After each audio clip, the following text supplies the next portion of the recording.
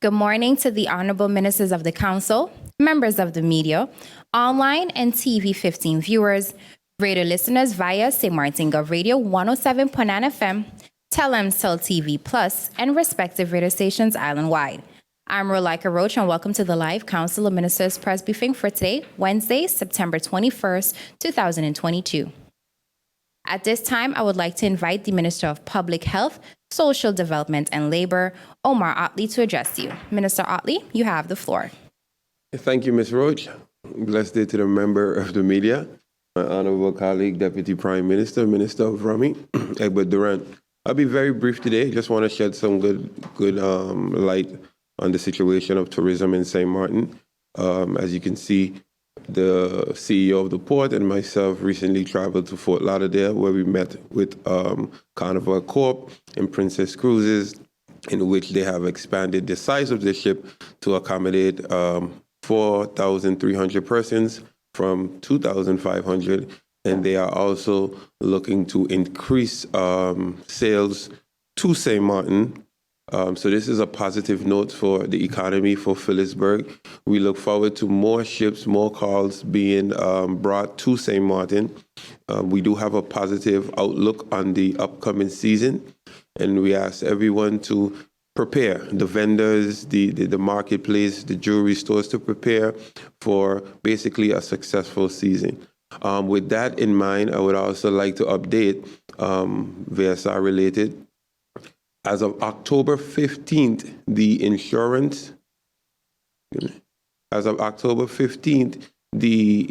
COVID insurance will no longer be mandatory for visitors to St. Martin. It will be of choice, so it will no longer be mandatory. And as of October 15th, residents of St. Martin will no longer require a test regardless of your vaccination status. This is a phased approach. As we are now in the endemic, COVID-19 is something that we will have to live with, and the plan is to phase out and end the entire quote-unquote EHAS process by early 2023 to allow free flow and free travel, as we see the rest of the world is now doing. Also, on September 24th, this Saturday, we are proud to announce a community day.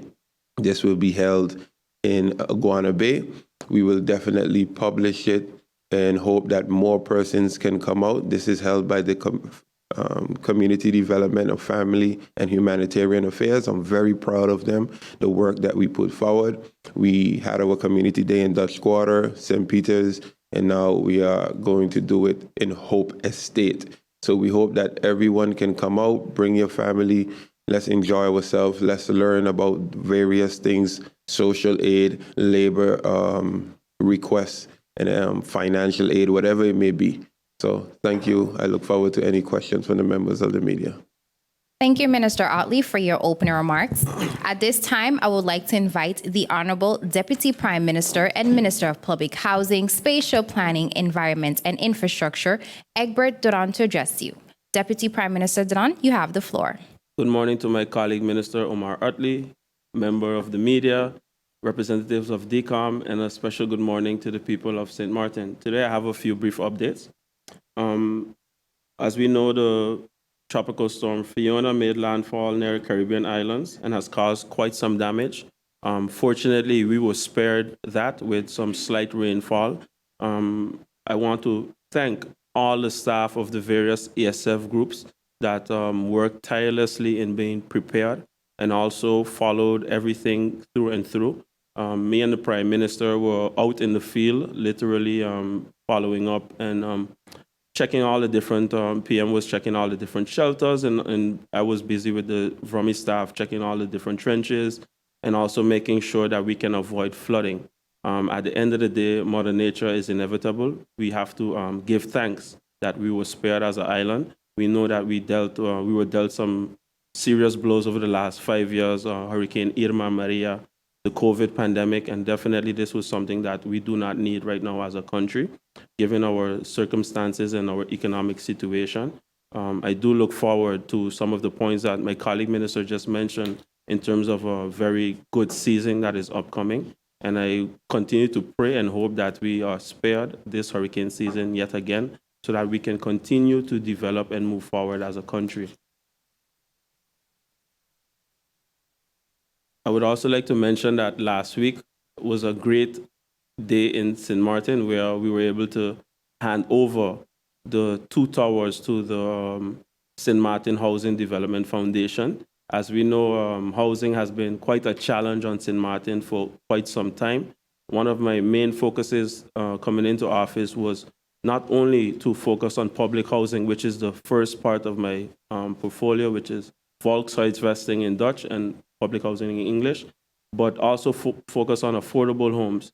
Because I personally have a vision, and I believe that once we focus on affordable homes, it will then make those that cannot afford the more expensive homes in the market be able to transition and afford those homes, and then we will have more room for persons that really need public housing. So that is and continues to be part of my vision, and you will see more rollout in that in the near future. So I would like to congratulate once again the Housing Development Foundation on the towers, and I look forward to the residents actually getting the keys handed over to them, and also the completion of the rest towers that will be done within the coming months. That was my updates for the Ministry of Vrumi. I move on to updates from the Office of the Prime Minister. As we know, the Prime Minister is away on working visit at the UN. The Civil Registry Department would like to inform the public that carry Dutch nationality the following. All citizens that have debt in the Netherlands must contact the entity to establish a payment arrangement before coming to renew their passport. Also, persons that owe for study financing, DUO, are placed on a signal alert list that are blocked to apply for their passport until proven that they have made a payment arrangement to clear up the accumulated debt. This is not a new procedure, but it's presenting itself more often than before. To avoid that the applicant will address and be surprised about this by the counter, we are urging you to please regulate any payment arrangements so that we can avoid this situation. Again, I would like to remind the general public that we are still in the hurricane season. Prepare as much as you can, clean up any unnecessary debris. The garbage haulers are presenting their schedules cleanup as well, so please look out for those.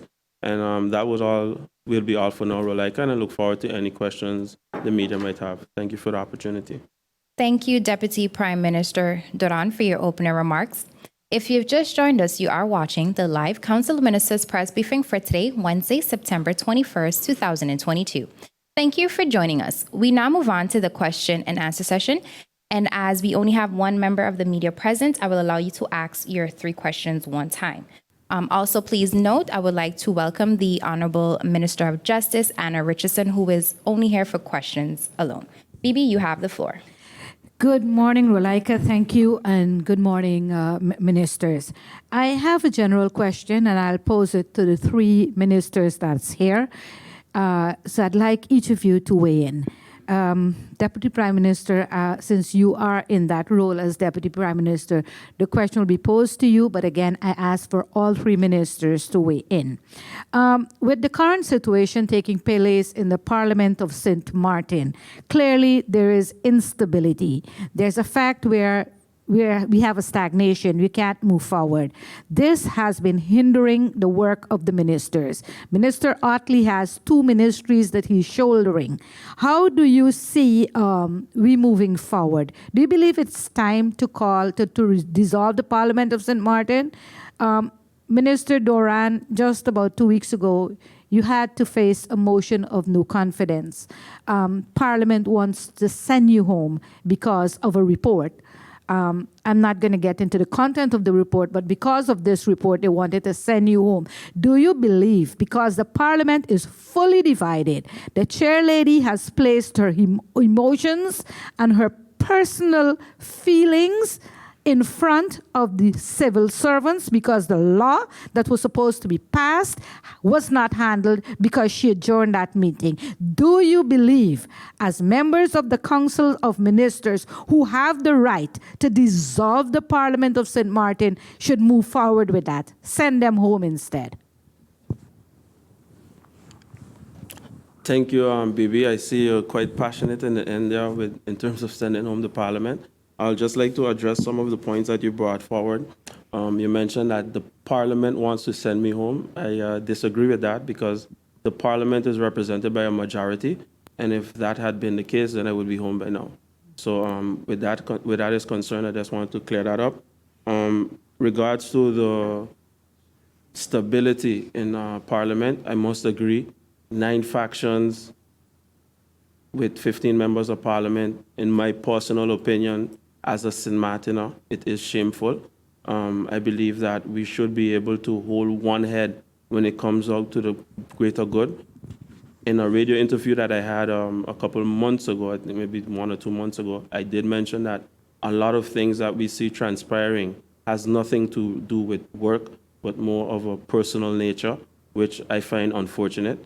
I also mentioned over and over that as a minister, we are limited in what we can share and say in order to protect ourselves from any sort of liability, because we have information that persons that are simply not privy to, and I respect my position where that is concerned, and I believe that there's a time and a place for everything. So, of course, I cannot express my full feelings where everything is concerned, rather than explain from a governmental point of view where we stand as a government. And as I mentioned, 9 factions, 15 members of parliament is very unfortunate. 9 persons signed an agreement in January of 2020, and I'm a person like this. I value your word, and you just have to show me that you're not for your word, and then the public will have to judge. So I don't want to sit here and cast judgment on anyone in particular, but we can see that most of the things that are playing out has nothing to do with work, but more private and personal things. And that, indeed, I find unfortunate, because our public have to yet again go through some sort of potential instability. It has the populace quite confused.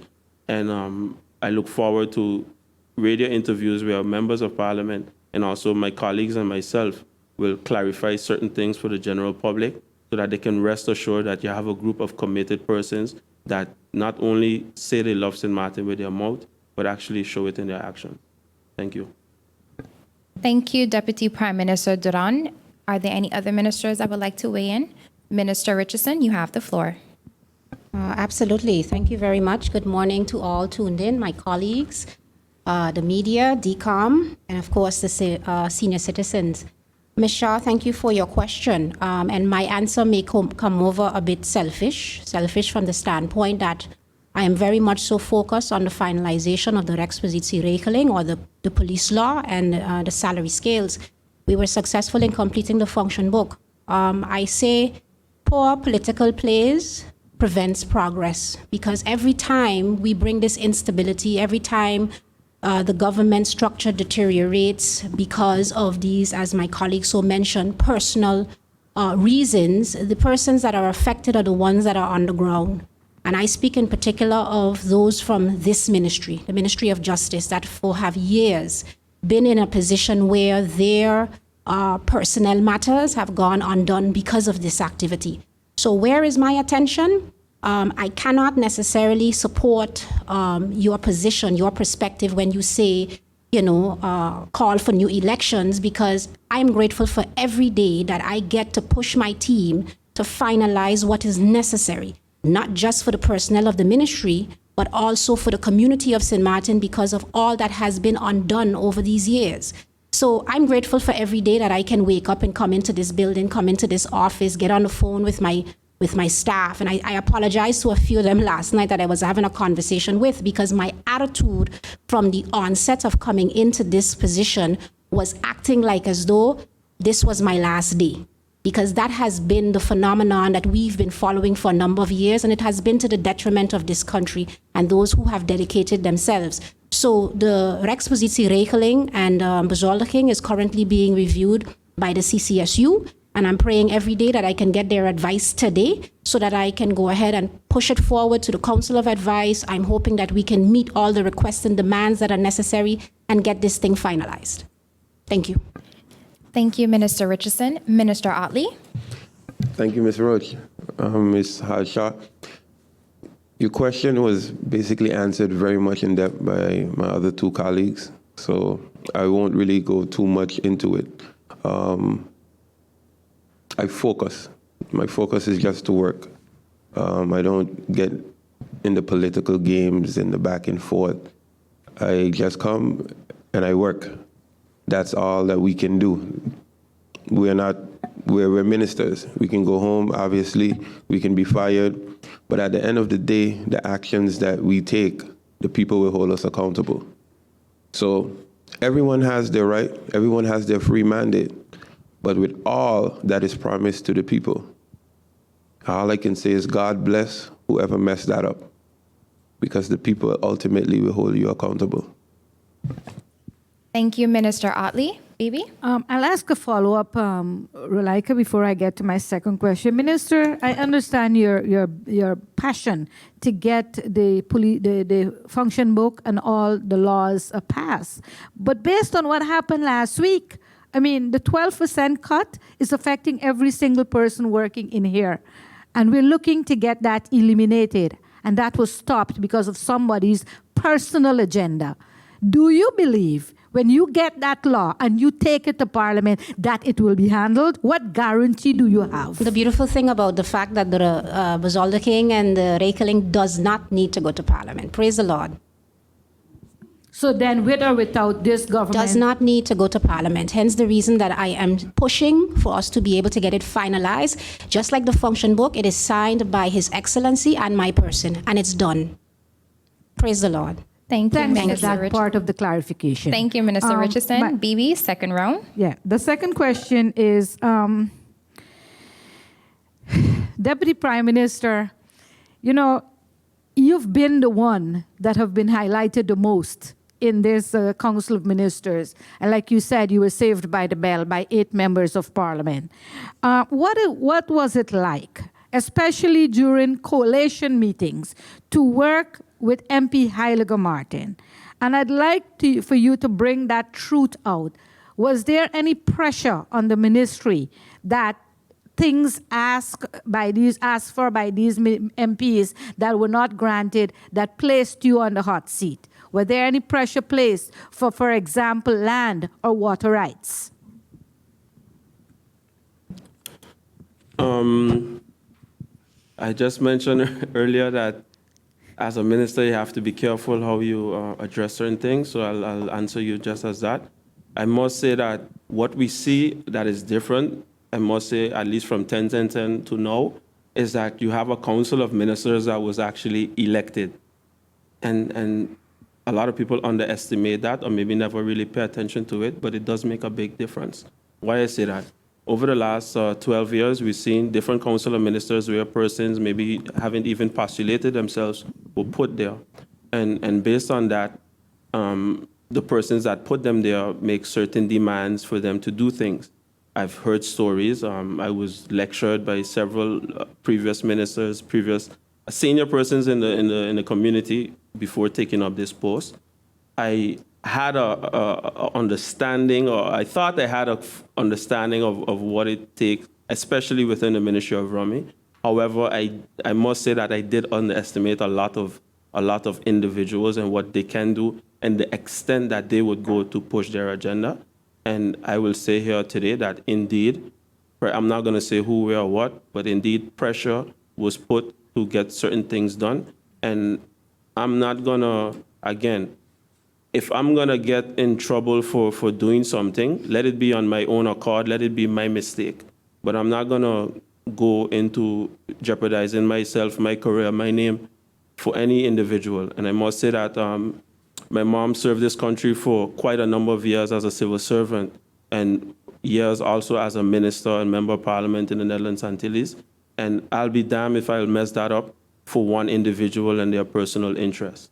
I hope that clarifies. I'll give you an answer to what you were asking. Thank you. Thank you, Deputy Prime Minister Duran. Bibi, third round. Minister Otley, a lot have been said about the airport and the delay as well as the hospital. Can you give us an update on both projects that is ongoing? Definitely. As stated before, the hospital it's like a broken record right now with the issues with the inflation. So we're in the process of finalizing the LOI. I know I did say that it was supposed to be last week, but I followed up yesterday, and the supervisory council had some minor questions or suggestions to be placed. I actually have a meeting immediately after here with the supervisory council, which is the board of the hospital. So hopefully we can finalize this and get that process going. Naturally, I'm not supposed to be that, it's not natural to be that much involved, but I can't sit back and just not be involved. I have to own the project, and that's what I've been doing, and that's where we see a major progress in the last 15 months. Am I satisfied with the way things are going? No, but am I pleased that we made more progress than in the past 4 years? Yes. When it comes to the airport, they are moving much better. I must say the airport, Ballas Nadam, has agreed to all the conditions of the SOS. They have hired over 40 local persons that are working at the airport. They are moving. There is some delay.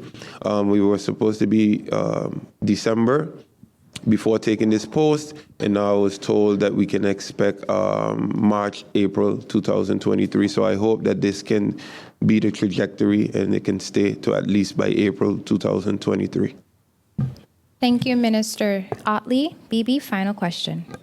I'm seeing a red light on my mic, so I don't know if you're going to hear. But Minister Doran, I can see there's a lot taking place at NVGEBE. Can you shed some light as to when this crisis management team will be installed so that the current temporary manager can get some much needed assistance? Thank you for your question. There are two things that is actually taking place.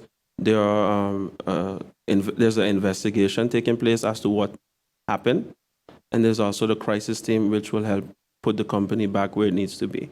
In regards to when exactly the crisis team will start, I will follow up with the board, but I know that they have been working diligently to have that done post-haste. I know they have identified individuals now for the specific start date. Of course, you know, they would have, from a management perspective, so operation level, they will have to establish agreements, contracts, etc., which they are busy now in that stage. So this exact start date, I will be able to give you at least by next week, God's willing. Thank you, Deputy Prime Minister Duran. Member of the media, viewing and listening public, this brings us to the end of the question and answer session. Bibi, any further questions that you have can be sent to the Minister's Cabinet in writing. Honorable Ministers of the Councils, member of the media, radio listeners, and online viewers, this brings us to the end of the live Council of Ministers press briefing for today, Wednesday, September 21st, 2022. For rebroadcast, tune in to St. Martin Gov Radio 107.9 FM, Telemcell TV Plus, the official Facebook page of the Government of St. Martin, YouTube channel Government of St. Martin, and TV 15. For video on demand, log on to the Government of St. Martin's YouTube channel. On behalf of the Department of Communication and the Government of St. Martin, I'm Rolika Roach and wishing you a pleasant day further.